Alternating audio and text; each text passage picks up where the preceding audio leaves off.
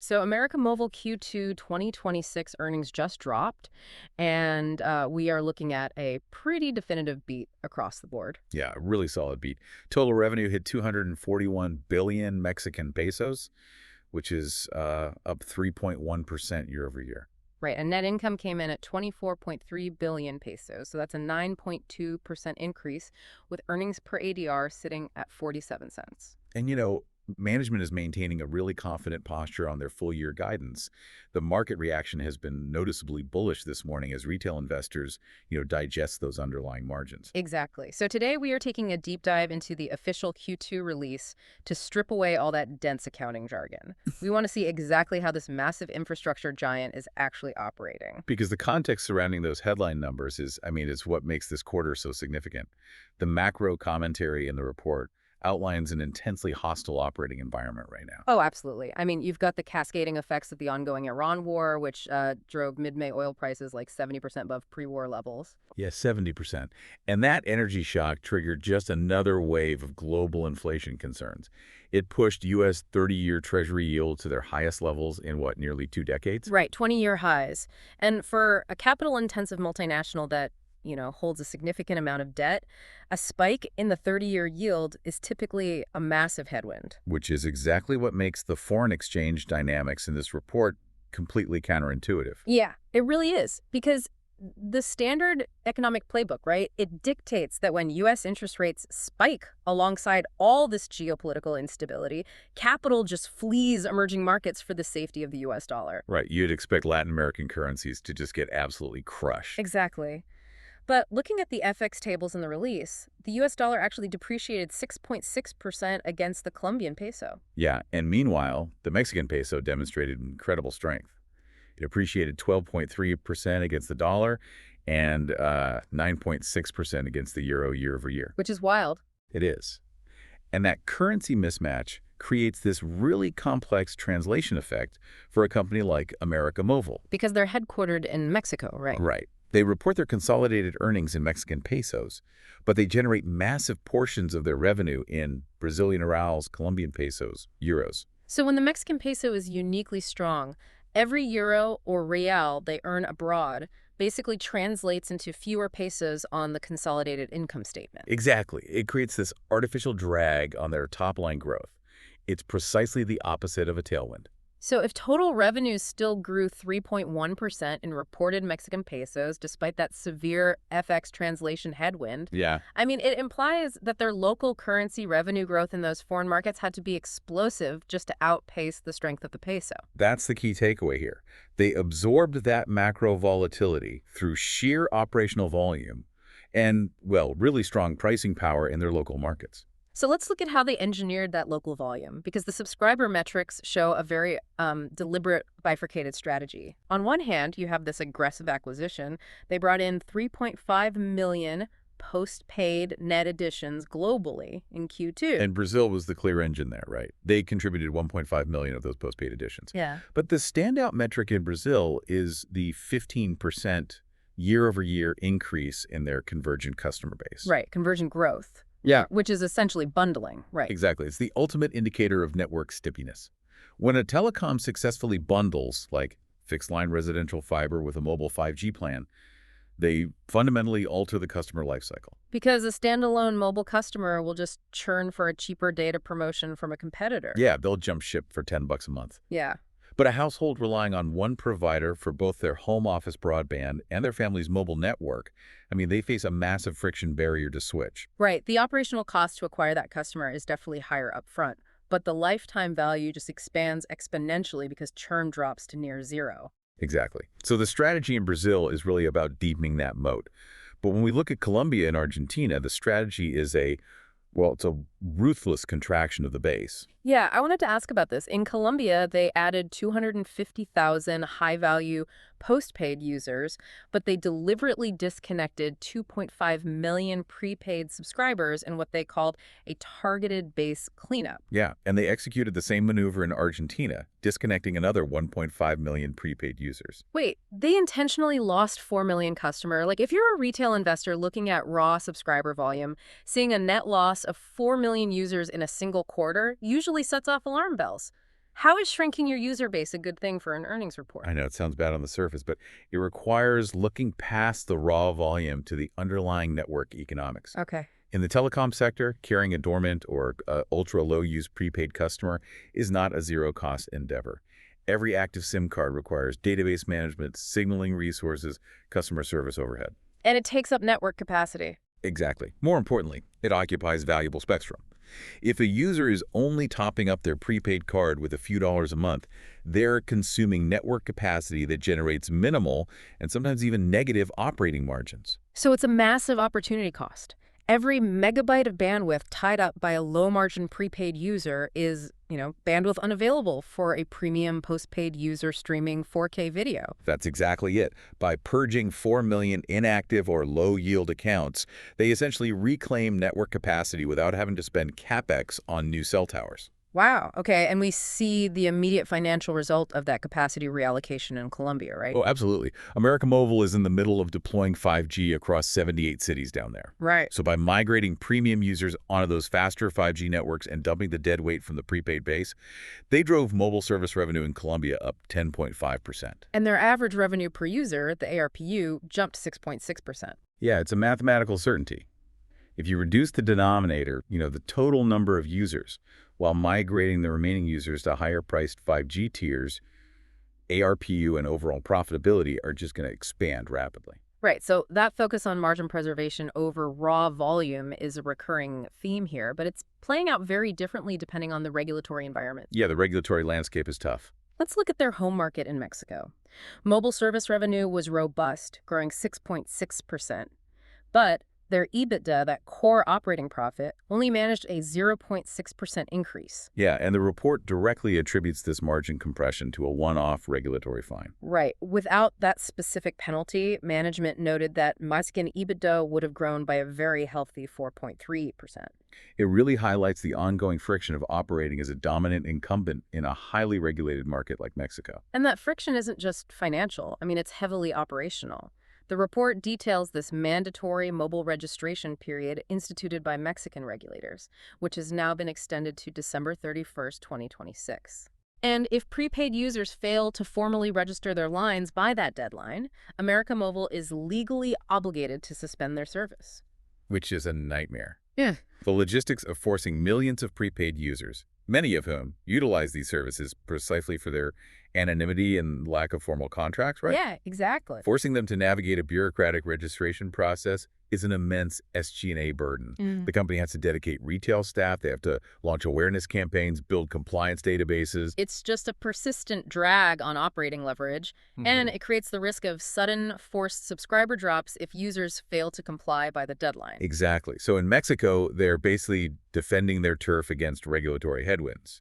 But if you shift the focus down to Peru, they're executing a pure offensive M&A strategy. Yeah, they announced an agreement to acquire 100% of WOW Peru. Right, and WOW Peru operates an established fiber broadband network that's primarily focused outside of Lima. So for America Movil, this is just a classic build versus buy calculation. It's exactly. Deploying new fiber optic infrastructure is incredibly CapEx intensive. It requires securing municipal permits, trenching streets, laying physical cable over thousands of miles. So the regulatory fine in Mexico is basically just a cost of doing business toll on the highway. But buying WW in Peru is them purchasing a brand new high-speed fiber express lane to just bypass the competition. That's a great way to put it. By acquiring WW Peru outright, they bypass the construction timeline entirely and instantly integrate an existing cash-flowing asset into their portfolio. It accelerates their time to market in the Peruvian provinces by years. Yeah, and Peru is already proving to be a highly lucrative market for them on the enterprise side. The report highlights a staggering 68.2% jump in corporate networks revenue there. Almost 70%. Yeah, driven by the execution of a major one-time enterprise project. Enterprise contracts are really the hidden engine of telecom profitability. Because consumer markets are so highly competitive and price-sensitive. Right. But corporate networks require dedicated bandwidth, custom security protocols, strict service-level agreements. The margins on those custom B2B deployments are significantly higher than anything in the consumer space. Okay, so we've covered the standard consumer and enterprise strategies, but we really need to examine how management is handling the extreme ends of their portfolio. Yeah, the extremes are fascinating. So first, How does a telecom even measure a 22% profit jump when the Argentinian currency is basically a moving target? And second, what exactly are these 1 million M2M units they added in Europe doing? Are we talking smart cars, factory sensors, or what? Right. Two massive questions. Let's tackle Argentina first, because it's a study in financial survival. The earnings release presents Argentina's results under IAS 29 rules. Which is the international accounting standard for hyperinflationary economies, right? Exactly. When a country experiences cumulative inflation approaching or exceeding 100% over 3 years, traditional accounting becomes entirely meaningless. Because if your revenue doubles, but your currency loses half its value, you haven't actually grown at all. Precisely. IAS 29 requires the company to restate their historical financial statements into a constant unit of measurement. They apply a general price index to adjust previous periods so that investors are looking at real inflation-adjusted purchasing power, not just inflated nominal numbers. Which makes the reported results from Argentina incredibly impressive. I mean, even after applying those brutal IAS 29 inflation adjustments, Yeah. and even after intentionally disconnecting 1.5 million prepaid users down there, Argentina still generated a 9.3% growth in service revenue. And their EBITDA surged by 22.2%. Yeah, generating 22% real EBITDA growth in a hyperinflationary environment is exceptionally difficult. The underlying mechanism here is just aggressive pricing power. They just have to keep hiking prices. Yeah, to achieve those margins, management has to continuously hike monthly service rates at a pace that exceeds the local inflation rate while simultaneously stripping out every possible operational inefficiency. It really demonstrates the fundamental inelasticity of mobile data. In a modern economy, consumers will cut spending in almost every other retail category before they allow their mobile connection to be shut off. It's the last thing to go. Yeah. And then you contrast that grueling survival environment in Argentina with their operations in Austria and Eastern Europe, where they're effectively deploying the infrastructure of the future. Right. Your second point. The European segment added over 1 million mobile subscribers in the quarter. But the crucial detail is that substantially all of these additions were machine-to-machine or M2M units. Right, because the European market is heavily saturated when it comes to traditional human smartphone users. Everyone already has a phone. Right. So the growth vector has shifted entirely to the Internet of Things. These 1 million net additions, they are cellular modems embedded in fleet tracking systems, smart city utility grids, automated manufacturing sensors. And the acquisition economics for an M2M connection are radically different from a consumer connection, right? You don't need a multi-million-dollar marketing campaign or a subsidized iPhone to win an M2M contract. Exactly. You are negotiating a bulk B2B contract to connect, say, 50,000 delivery vehicles at once. And while the ARPU, the average revenue per user on a smart utility meter, is much lower than a human with an unlimited 5G plan, the margin profile is highly attractive. Oh, it's incredible. Machines don't call customer service to complain about a bill. Right. They use predictable, low-bandwidth data streams during off-peak hours. It allows the telecom to monetize the excess capacity of their network with virtually no ongoing maintenance costs. And Europe isn't just an IoT story for them, right? They are seeing a distinct turnaround in their traditional broadband segment, too. Yeah, European broadband revenue increased 6.5%, which management attributes to aggressive fiber deployment and successfully upselling the existing base to higher speed tiers. Which brings us to this really fascinating paradox buried in the financial breakdowns for Ecuador and Eastern Europe. Both regions saw significant spikes in physical equipment sales. Yeah, Ecuador's handset sales jumped 17.7%. But the report explicitly states that this boom in selling physical devices actually compressed their overall EBITDA margin expansion.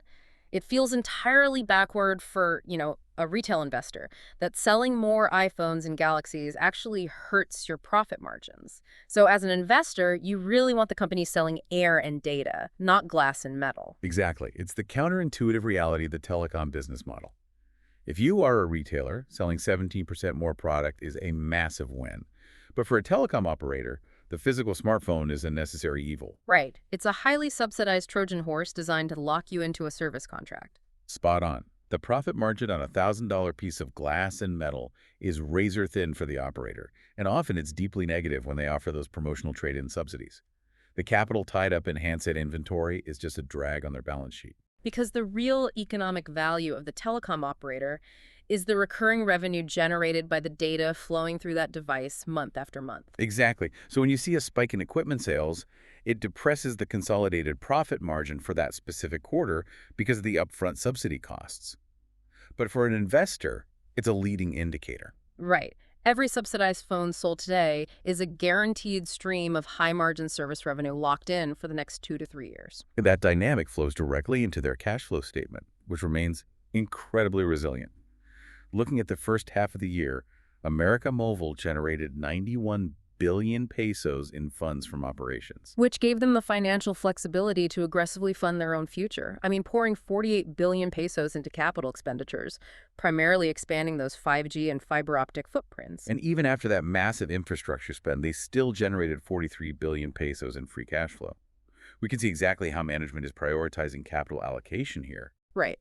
They directed 4.6 billion pesos into share buybacks, providing a direct yield to equity holders. But the most critical move was on the balance sheet. They utilized that cash to pay down nearly 31 billion pesos in net debt. That aggressive deleveraging brought their leverage ratio, specifically their net debt to EBITDA, down to 1.31 times. Let's break down EBITDA for a moment because it's the defining metric for infrastructure valuation. It stands for EBITDA after leases.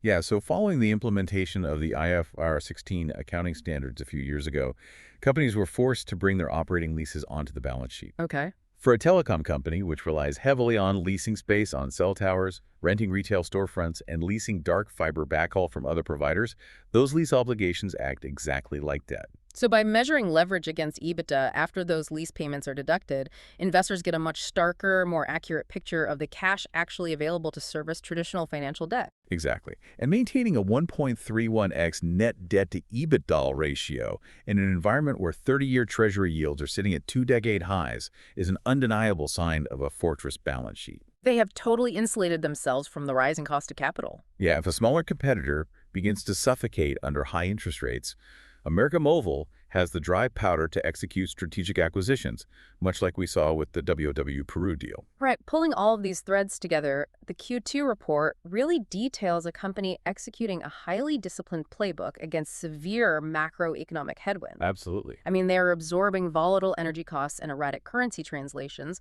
by leaning on geographic diversification.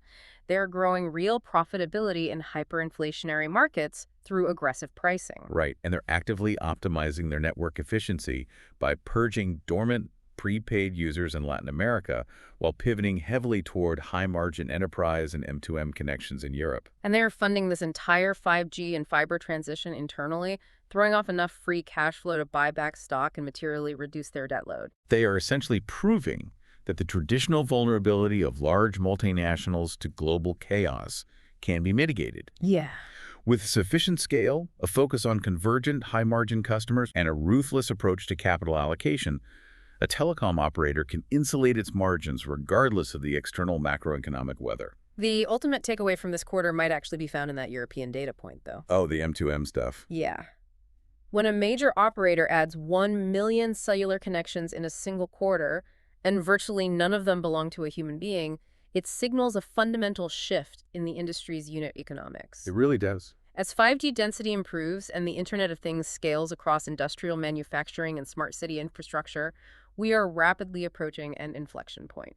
The day is coming when the global telecommunications sector will actually generate more of its recurring revenue from connecting AI nodes, logistics fleets, and infrastructure grids than it does from connecting human smartphones. And that fundamentally changes the valuation model of the entire sector for any retail investor paying attention. Absolutely something to think about. Make sure to follow the show for daily earnings coverage and deep dives into the reports driving the markets. We'll catch you on the next one.